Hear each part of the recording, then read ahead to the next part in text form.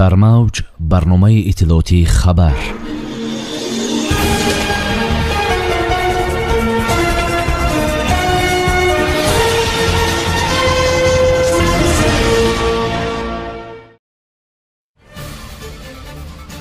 фармони президенти ҷумҳурии тоҷикистон дар бораи бахшиши ҷазои шахсоне ки ба маҳрум сохтан аз озодӣ маҳрум карда шуданд.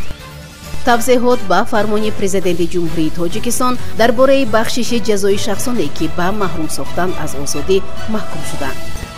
фармони президенти ҷумҳурии тоҷикистон дар бораи бахшиши ҷазои шахсоне ки ба маҳрум сохтан аз озодӣ маҳкум карда шуданд бахшида ба иди байналмилалии Наврӯз ва дар асоси принсипи инсондӯстӣ мутобиқи моддаи 69 Конститутсияи ҷумҳурии тоҷикистон фармон медиҳам ҷазои 897 шахсе ки ба маҳрум сохтан аз озодӣ маҳкум карда шуданд тибқи рӯйхати замима гардида бахшида шуда онҳо аз адои минбаъдаи ҷазо озод карда шаванд. Президенти ҷумҳурии тоҷикистон Эмомалӣ Раҳмон шаҳри Душанбе 20 марти соли 2025 дар асоси принсипҳои башардӯстӣ, ғамхорӣ ба оила ва кӯдакону наврасон бо фармони президенти ҷумҳурии тоҷикистон дар бораи бахшиши ҷазои шахсоне ки ба маҳрум сохтан аз озодӣ маҳкум шуданд дар арафаи иди байналмилалии Наврӯз ҷазои 897 нафар маҳкумшудагон бахшида шуда онҳо аз адои минбаъдаи ҷазо озод карда мешаванд. фармони мазкур нисбати маҳкумшудагоне